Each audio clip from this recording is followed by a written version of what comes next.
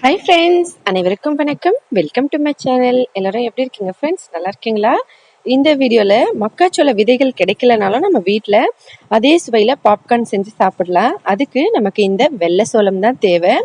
வெள்ளை சோளம் நமக்கு ரொம்பவே ஈஸியாக எல்லா கடைகளிலுமே கிடைச்சிரும். அந்த சோளம் உங்களுக்கு எவ்வளோ பாப்கார்ன் வேணுமோ அந்த அளவுக்கு எடுத்துக்கோங்க. கிராம பகுதியில் ரொம்ப ரொம்ப ஈஸியாக கிடைக்கும். சிட்டியிலுமே இப்போல்லாம் எல்லா கடையிலுமே வெள்ளை சோளங்கள் எப்போவுமே நமக்கு கிடைக்கும். நீங்கள் மக்காச்சோள விதைகள் பாப்கார்ன் செய்யறதுக்கு கேட்டிங்கன்னா அந்த அளவுக்கு ஈஸியாக கிடைக்காது. ஆனால் இது ரொம்ப ஈஸியாக கிடைச்சிரும். இதுவும் உடம்புக்கு ரொம்ப ரொம்ப நல்லது. நம்ம இதில் பாப்கார்ன் செஞ்சு சாப்பிடலாம். அதுக்கு முதல்ல அடுப்பு மேலே ஒரு கடாய் வச்சுக்கலாம். அதில் ஒரு 2 ஸ்பூன் அளவுக்கு எண்ணெய் ஊற்றிக்கலாம். எண்ணெய் ஊற்றிட்டு எண்ணெய் கொஞ்சம் சூடான உடனே அதில் கொஞ்சம் உப்பு, கொஞ்சம் மஞ்சத்தூள் சேர்த்துக்கலாம். இது நிறைய ஃப்ளேவரில் செய்யலாம்.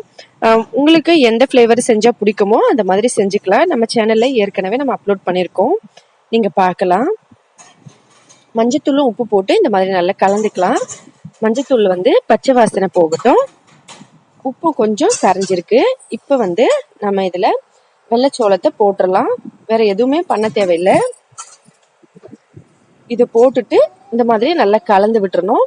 நம்ம எண்ணெய் சேர்த்துருக்கோம் இல்லைங்களா, அந்த எண்ணெய் எல்லா பகுதியிலையும் படுற அளவுக்கு நம்ம இதை இந்த மாதிரி கலந்து விட்டுறணும். நம்ம பொதுவாக மக்காச்சோள பாப்கார்ன் செஞ்சு சாப்பிடும்போது மக்காச்சோள விதைகள் அந்த அளவுக்கு ஈஸியாக எல்லா கடைகளிலுமே கிடைக்காது. ஆனால் இந்த வெள்ளை சோளத்தை வச்சு செஞ்சிங்கன்னா சுவையும் அதே போல் இருக்கும். அதோட உடம்புக்கும் ரொம்ப ரொம்ப நல்லது. இந்த மாதிரி எல்லாத்தையும் ஒன்றா சேர்த்து நல்லா கலந்து விட்டுருங்க. கலந்து விட்டுட்டு கொஞ்சம் சூடாகிறது நமக்கு தெரியும். ஏன்னா நம்ம எவ்வளோ நேரம் கலந்தோம்னா அது சூடேறும்னு சொல்லி நமக்கு பார்த்தாலே தெரிஞ்சிடும். சும்மா லைட்டாக இந்த மாதிரி கலந்து விட்டுட்டு இது சூடாயிருச்சுன்னா டக்குன்னு நம்ம தட்டு போட்டு மூடி வச்சிடலாம். மூடி வச்சிட்டோம்னா அது உள்ளுக்குள்ளேயே நல்லா படப்படன்னு வெடிச்சு எல்லாம் பொரிஞ்சு வந்துடும். நம்ம ஏற்கனவே மக்காச்சோள பாப்கார்ன் நம்ம சேனலில் எப்படி செய்யறதுன்னு சொல்லி அப்லோட் பண்ணியிருப்போம். நீங்கள் பார்த்துருப்பீங்க. பார்க்கலன்னா மறக்காம செக் பண்ணி பாருங்க ஃப்ரெண்ட்ஸ். அதே மெத்தடில் தான் இதையும் செய்வோம். ஆனால் அதை விட இது ரொம்ப ரொம்ப ஈஸியாக செஞ்சிடலாம். அதோட ரொம்ப டேஸ்டியாகவும் இருக்கும். ரெண்டுமே ஒரே மாதிரி வேலை தான். ஆனால் இது அதை விட சீக்கிரமாக வந்துடும். பாருங்க, உங்களுக்கு வெடிக்கிறது தெரியுதுங்களா? அதனால தான் நம்ம கிளாஸ் டாப் போட்டிருக்கோம். பாருங்க எப்படி நல்லா படப்படன்னு பொரிஞ்சு வருது. எல்லா பாப்கார்னும் வந்துருச்சு. நமக்கு வெள்ளை சோளம் கொஞ்சம் இருந்தால் போதும். நம்ம இந்த மாதிரி பாப்கார்ன் செஞ்சு சாப்பிட்டுக்கலாம். சின்ன சின்ன குழந்தைங்களுக்கு இந்த மாதிரி எல்லாம் செஞ்சு கொடுத்தோம்னா உடம்புக்கு ரொம்ப ரொம்ப நல்லது.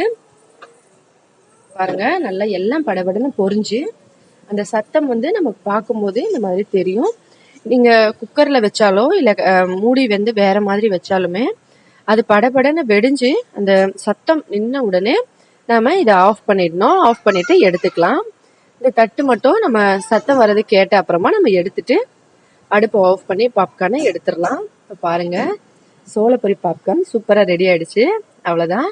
இது நம்ம எண்ணெய் ஊற்றி செஞ்சுருக்கோம். எண்ணெயே இல்லாமலும் இதை நாம செய்யலாம். சோளப்பொரியில ரொம்பவே ட்ரெடிஷ்னலான ஸ்நாக்ஸு. கிராம பகுதியில் எல்லாருக்குமே தெரிஞ்ச ஸ்நாக்ஸ் இது. இதுக்கு முதல்ல அடுப்பு மேலே ஒரு கடாய் வச்சு அதில் நல்லா கொஞ்சம் சால்ட் கொட்டி சூடு பண்ணிக்கோங்க. அதுக்கப்புறம் நம்ம சோளத்தை போட்டு இப்படி கலக்கிறோம்னா நமக்கு நல்லா பொரி வந்துடும். பாருங்க எவ்வளோ சூப்பராக பொரிஞ்சு வருதுன்னு. இது போட்டுட்டு இந்த மாதிரி கலந்து விட்டுருங்க. கலந்து விட்டோம்னா கொஞ்ச நேரத்தில் இது நல்லா படபடன்னு பொரிஞ்சு வந்துடும். பாருங்க எவ்வளோ சூப்பராக பொரிஞ்சு வருதுன்னு. இது ரொம்ப வேகமாலாம் தெரிக்காது. நீங்கள் தைரியமாக செய்யலாம். மேலெல்லாம் படாது. அப்படியே மேலே பட்டாலும் ஒன்றும் ஆகாது. நீங்கள் தைரியமாக செய்யலாம். பாருங்க, இந்த மாதிரி எல்லாத்தையும் எடுத்துடலாம். இதே போல் நம்ம எல்லாத்தையும் செஞ்சு எடுத்துக்கலாம். ட்ரெடிஷ்னலான ஒரு ஸ்நாக்ஸு. மறந்து போயிருந்தாலும் இந்த மாதிரி செஞ்சு பாருங்க. அவ்வளோதான் ஃப்ரெண்ட்ஸ், 2 விதமான பாப்கார்ன் நமக்கு சோளத்திலேயே ரெடி ஆயிடுச்சு. பாருங்க எவ்வளோ சூப்பராக இருக்குது. பார்க்கறதுக்கு நல்லா சூப்பராக வந்திருக்கு. இது எண்ணெய் ஊற்றி செஞ்சது, அது எண்ணெய் இல்லாமல் செஞ்சது. ரெண்டுமே ஒரே சைஸில் தான் இருக்குது. டேஸ்ட் நீங்கள் பாப்கார்ன் மக்காச்சோள விதையில் சாப்பிட்றீங்களா இல்லை சோளத்தில் சாப்பிட்றீங்களான்னு தெரியாது. அந்த அளவுக்கு ரெண்டுமே ஒரே மாதிரி இருக்கும். ரொம்ப ரொம்ப டேஸ்டியானது. அதை விட ரொம்ப முக்கியம் ஹெல்த்தியானது. கண்டிப்பாக ட்ரை பண்ணி சின்ன குழந்தைங்களுக்கு கொடுங்க. வீட்டில் எல்லாருமே சாப்பிடுங்க. இது உங்களுக்கு பிடிச்ச மாதிரி நீங்கள் ஃப்ளேவர் ஆட் பண்ணியும் செஞ்சுக்கலாம். பட்டர் பாப்கார்ன் வேணும்னா நீங்கள் எண்ணெய் ஊற்றுறதுக்கு பதில் பட்டர் போட்டு செஞ்சுக்கலாம். இல்லை தக்காளி போட்டு நம்ம அந்த ஃப்ளேவர் வரதுக்காக செய்வோம். அது வந்து டொமேட்டோ ஃப்ளேவரில் வச்சு நம்ம செய்கிறது. அதுவும் மாதிரி நம்ம செஞ்சுக்கலாம். நம்ம விருப்பப்படி எந்த ஃப்ளேவர் பிடிச்சிருக்கோ அந்த மாதிரி செய்யலாம். பாருங்க, உங்களுக்கு பிடிச்ச ஃப்ளேவரில் செஞ்சு பார்த்துட்டு எப்படின்றதுன்னு மறக்காம கமெண்ட்ஸில் சொல்லுங்க. இப்போ அடுத்த வீடியோ பார்க்கலாம். இதில் நாம் உளுத்தம்பருப்பு கேழ்வரகு மாவு வச்சு பூரி செய்ய போகிறோம். இதுக்கு 1 கப் அளவுக்கு உளுத்தம்பருப்பு நம்ம சேர்த்துருக்கோம். இதை நான் ஏற்கனவே 1 மணி நேரம் முன்னாடி ஊற வச்சு வச்சுருந்தேன். அந்த உளுத்தம்பருப்பு சேர்த்துட்டு கொஞ்சமாக தண்ணி, ஒரு 1/4 கப் அளவுக்கு தண்ணி ஊற்றி இதை நல்லா அரைச்சிக்கலாம். கொஞ்சமாக தண்ணி ஊற்றினா போதும், நம்ம அதிகமாக ஊற்ற தேவையில்லை. ஏன்னா உளுத்தம்பருப்பு ஏற்கனவே தண்ணியில் ஊறி இருக்கு, அதுலேயும் கொஞ்சம் ஈரப்பதம் இருக்குது. இந்த மாதிரி நல்ல ஃபைன் பேஸ்ட்டாக அரைச்சிக்கோங்க. 1 கப் உளுந்து நம்ம சேர்த்துருக்கோம். இதில் 1 கப் அளவுக்கு கேழ்வரகு மாவு இதை சேர்த்துக்கோங்க. நீங்கள் கோதுமை மாவு சேர்த்தும் செய்யலாம், ஆனால் நம்ம இந்த மாதிரி செய்யும்போது இன்னும் நல்லாயிருக்கும். கொஞ்சமாக உப்பு சேர்த்து மறுபடியும் இதை அரைக்கலாம். இந்த தடவை அரைக்கும் போது மிக்ஸி ஜாரை ப்ளஸ் பண்ணி இந்த மாதிரி அரைக்கணும். நம்ம ஏற்கனவே நம்ம சேனலில் கோதுமை மாவு மிக்சியில் எப்படி ரெடி பண்ணுறதுன்னு சொல்லி அப்லோட் பண்ணியிருப்போம். நீங்கள் பார்க்கலன்னா மறக்காமல் செக் பண்ணி பாருங்கள். இந்த மாதிரி ப்ளஸ் பண்ணி எல்லாத்தையும் நல்லா ரெடி பண்ணிக்கணும். பாருங்கள், மாவு வந்து நம்ம கையில் பிசைஞ்சா எப்படி இருக்குமோ அதே மாதிரி ரெடி ஆயிடுச்சு. அவ்வளோதான். இது எல்லாத்தையும் எடுத்து இப்போ ஒரு தட்டில் வச்சிடலாம். இதை நீங்கள் கோதுமை மாவும் வச்சு செய்யலாம். கேழ்வரகு மாவில் உளுந்து அரைச்சி ஊற்றி கையிலையும் பிசையலாம். ஆனால் மிக்சியில் வந்து ஈஸியாக அரைச்சது.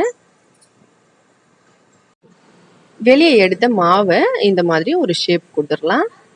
பாருங்க, இப்படி. ஏன்னா நம்ம மாவு வந்து அப்படியே எடுத்து வெளியே வச்சோம் மிக்ஸி ஜார்லேருந்து. அதை இந்த மாதிரி ஒன்றா ஒரு கையில் பிடிச்சி இந்த மாதிரி பண்ணி வச்சுக்கலாம். நம்ம எப்படி சப்பாத்திக்கு பூரிக்கு மாவு பிசைஞ்சு செய்வோமோ அந்த மாதிரி. கொஞ்சமாக எல்லாம் மிக்ஸ் பண்ண பிறகு லாஸ்ட்டாக ஒரே ஒரு 1/2 ஸ்பூன் அளவுக்கு எண்ணெய் எடுத்து இதை இந்த மாதிரி வச்சு பிசைஞ்சுக்கலாம். நீங்கள் சப்பாத்தி செஞ்சும் சாப்பிடலாம், இல்லைன்னா பூரி செஞ்சும் சாப்பிடலாம். நம்ம இன்னைக்கு பூரி எப்படி செய்யறதுன்னு சொல்லி பார்க்கலாம். நம்ம ஃப்ரெண்ட்ஸுங்க வந்து ஒருத்தவங்க கேட்பாங்க, ஹெல்த்தியான பூரின்னு எப்படி சொல்கிறீங்க அப்படின்னு சொல்லி. நம்ம வெறுமனா மைதாவும் கோதுமையும் வச்சு செஞ்சு சாப்பிட்ற பூரியை விட இது நல்லது நமக்கு. நம்ம எண்ணெயில் செஞ்சாலுமே நமக்கு கேழ்வரகு மாவும் உளுத்தம்பருப்போட சக்தியும் நமக்கு கிடைக்கும். அதனால் நம்ம இதை ஹெல்த்தின்னு சொல்லலாம். ஒருவேளை உங்களுக்கு ஆயில் சாப்பிட பிடிக்காது, பூரியும் சாப்பிட மாட்டீங்க அப்படின்னா நீங்கள் வந்து சப்பாத்தி மாதிரி இதை சின்ன சின்னதாக உருட்டி சப்பாத்தி கூட செஞ்சு சாப்பிட்டுக்கலாம். எண்ணெய் நல்லா ஊற்றி பரோட்டா மாதிரியும் செஞ்சுக்கலாம், இல்லைன்னா பட்டர் போட்டு உங்களுக்கு பிடிச்ச மாதிரி நீங்கள் செஞ்சுக்கலாம். இப்போ இந்த மாவு நல்லா பிசைஞ்சு வச்சாச்சு. ஒரு சின்ன உருண்டை எடுத்து இந்த மாதிரி கொஞ்சமாக கோதுமை மாவு போட்டு இதை நல்லா திரட்டிக்கலாம். இது வந்து தேய்க்கும் போது கோதுமை மாவு யூஸ் பண்ணுங்க. கொஞ்சமாக கோதுமை மாவு போட்டு இந்த மாதிரி மேலேயும் கொஞ்சம் கீழேயும் போட்டுக்கிட்டு இப்படி நல்லா ஒரு ஷேப் மாதிரி நம்ம எப்பவும் எப்படி சப்பாத்தி பூரி மாவு செய்வோமோ அதே மாதிரி தான் இதை நம்ம திரட்ட போகிறோம். இதை நல்லா திரட்டி உங்களுக்கு விருப்பமான ஷேப்பில் போட்டு பொரிச்சு எடுத்தா நமக்கு ரெடி ஆகிடும்.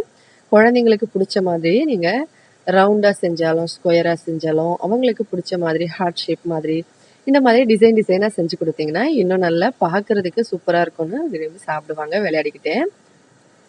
இப்போ இந்த மாதிரி கட் பண்ணி எடுத்தாச்சு. ஒரு கடாயில் நல்லா எண்ணெய் ஊற்றி சூடு பண்ணிக்கலாம். எப்பவும் எப்படி பூரி செய்வோமோ அதே போல தான். இதில் வேற எந்த மாற்றமும் இல்லை. பூரி செய்யும் போது இந்த எண்ணெய் சூடாகும் போது அதில் கொஞ்சமாக உப்பு சேர்த்துட்டு நம்ம செஞ்சோம்னா அதிகமாக எண்ணெய் இழுக்காது அப்படின்னு சொல்லி ஏற்கனவே நம்ம சேனலில் பார்த்துருக்கோம் டிப்ஸு.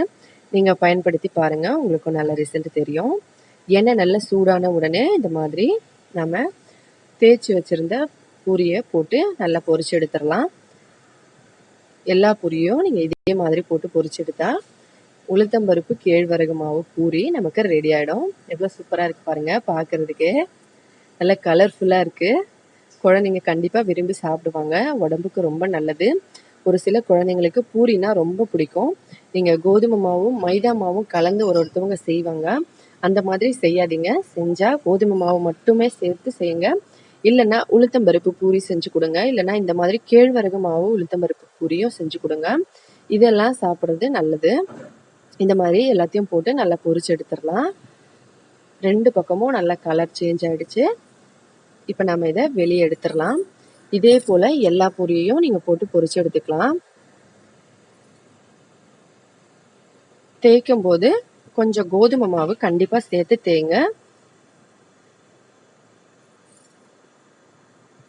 ட்ரை பண்ணி பார்த்துட்டு எப்படி இருந்ததுன்னு மறக்காம கமெண்ட்ஸ்ல சொல்லுங்க ஃப்ரெண்ட்ஸ். வீடியோ பிடிச்சிருந்தா லைக் பண்ணுங்க, ஷேர் பண்ணுங்க. மறக்காம நம்ம சேனலை சப்ஸ்கிரைப் பண்ணிக்கோங்க. மேலும் இதே போல இன்னும் பல புதுவிதமான வீடியோஸ் எல்லாம் பார்க்கறதுக்காக ஹெல்த்தியா சேஃபா இருங்க. நன்றி, வணக்கம்.